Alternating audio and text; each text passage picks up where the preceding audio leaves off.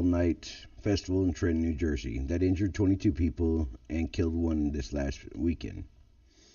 Mercer County Prosecutor Angelo J. Onofre announced Tuesday morning that the 26-year-old Devon White has been charged with unlawful possession of a weapon, second degree, certain persons not to possess a weapon, fourth degree, and possession of a large capacity magazine, fourth degree. Okay, now let me go back on my gun control thing. Where are you people then complaining about gun control? Where are you now? Don't you wish somebody in that audience, in that place that was a law-abiding citizen had a weapon that could have protected those 26 people from being injured? Don't you wish there was a law-abiding citizen that had a weapon on him to protect that one person that ended up dying? Because there are citizens out there that will put their life on the line to stop people like this. That White was among those injured and remains hospitalized in stable condition. That Amir Armstrong, 23, was charged on Sunday with unlawful possession of a weapon, second degree.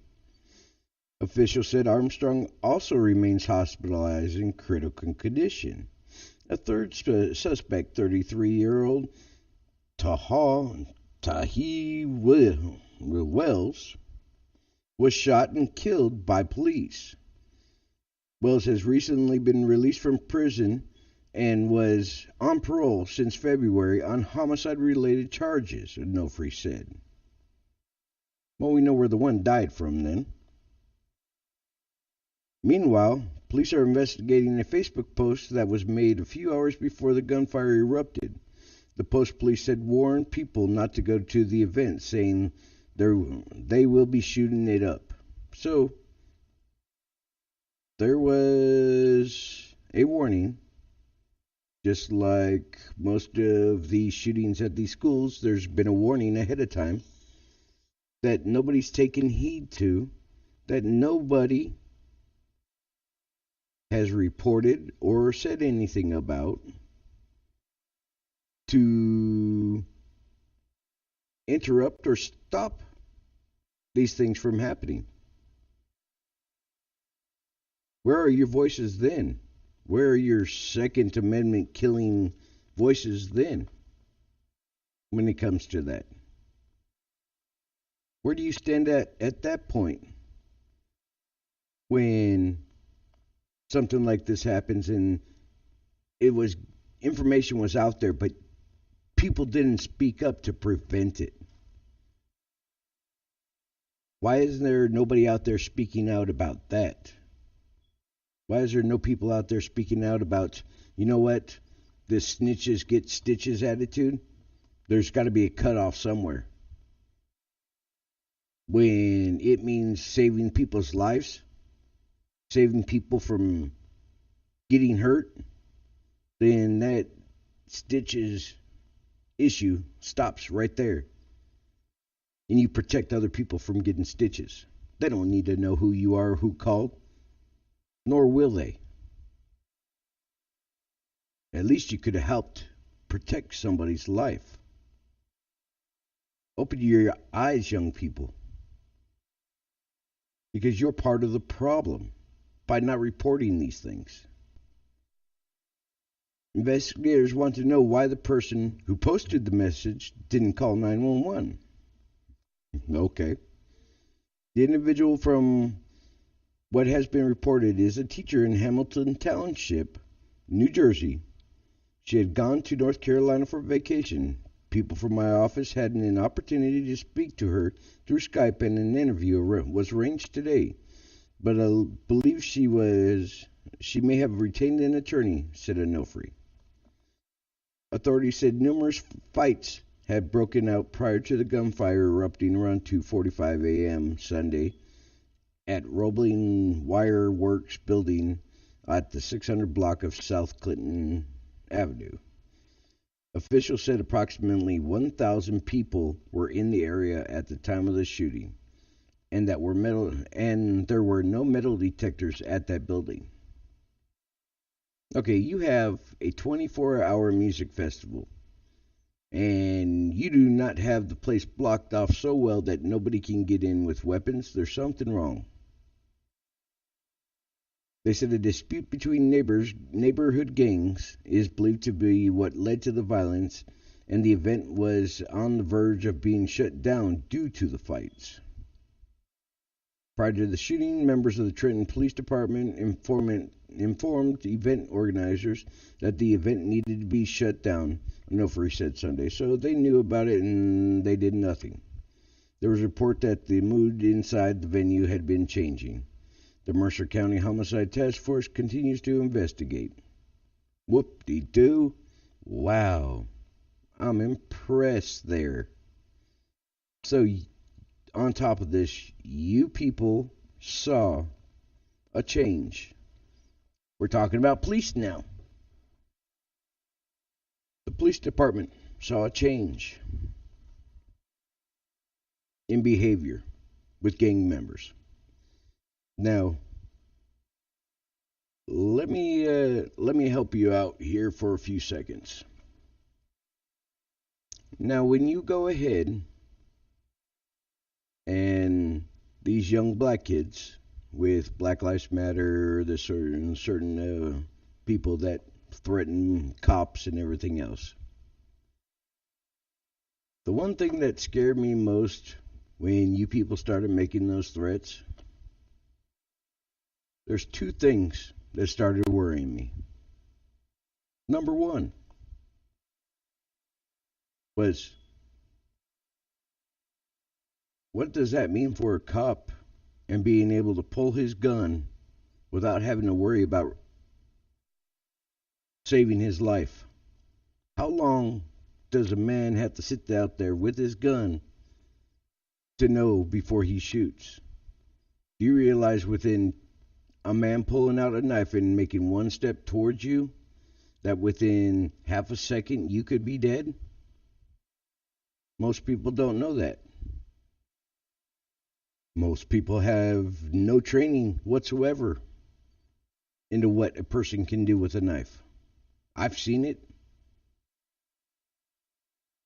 dealt with it. I worked law enforcement. A person with a knife can do a lot of damage within a matter of seconds.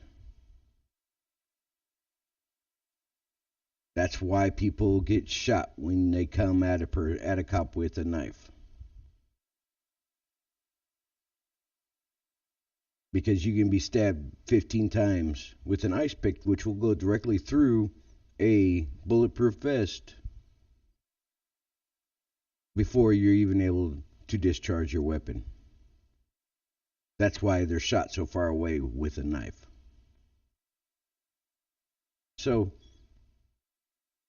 Black Lives Matter threatened cops' lives, so now they have to be worried about, number one, when to pull their service weapon.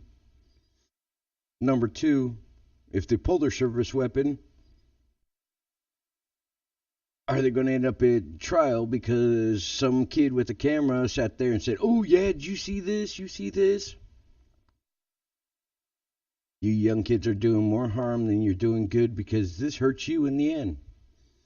Because when things happen, all of a sudden, the cops don't want to get involved because you have made, number one, personal threats to them, talking about killing them.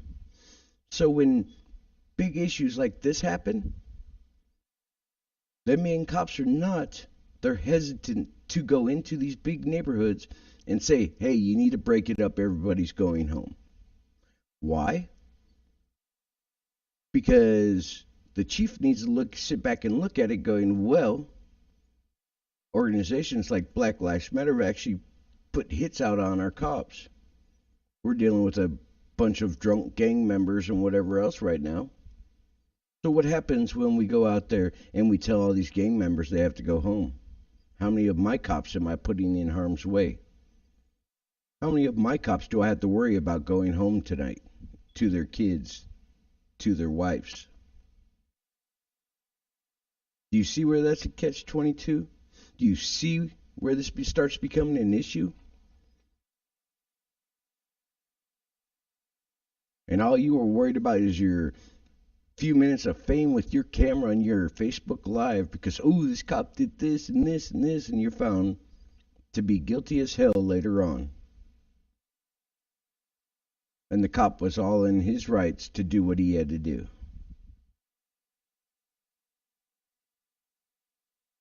I'm sorry. There is some bad cops out there.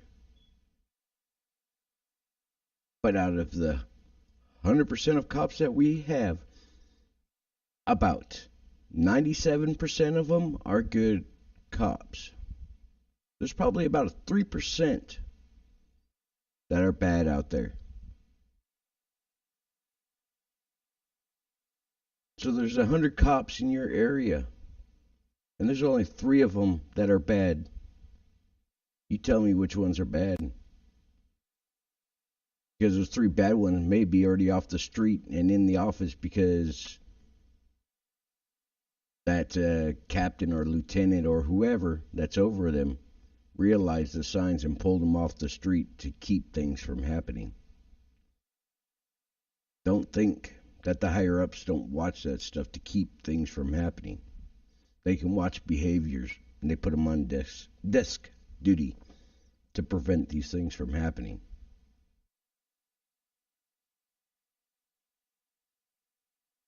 So that may have left 1% out on the street.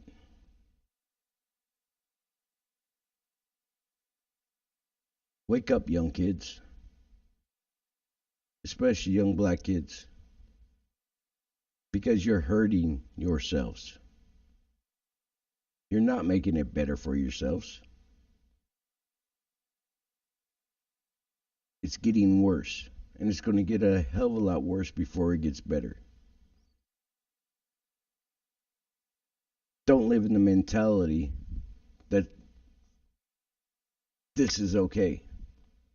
Because you need to open your eyes and realize this is not okay.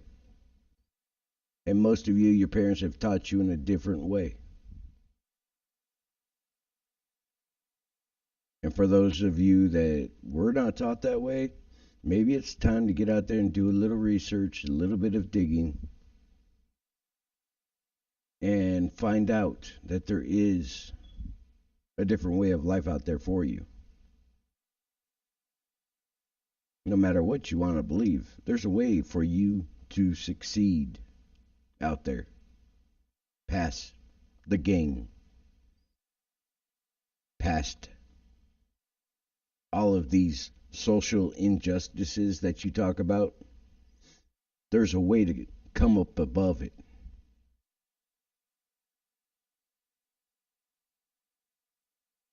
Talk to the people in your church that you go to. Talk to those people that come in the suit and you know that they are wealthy because you can see by the way they dress, what they drive, everything else, you know that they are wealthy. Talk to them. And I don't say talk to them to get money from them. Talk to them for their wisdom. Talk to them to find out how they got there, the steps they took to get them to where they are. And then try to follow in those footsteps and try to look at that long picture instead of this how I'm going to get rich quick scheme that you're always after. Doesn't work that way. Never in this life has anybody just kind of like, oh yeah, I got rich. Unless you're a rapper that says Gucci gang, Gucci gang, Gucci gang. I'm sorry. But, I mean, first time I heard that song, I was like, you gotta be kidding me. I don't know how many times I heard Gucci gang, but I don't want to hear it no more. And I love rap music. I love every type of music. But I could not stand that song.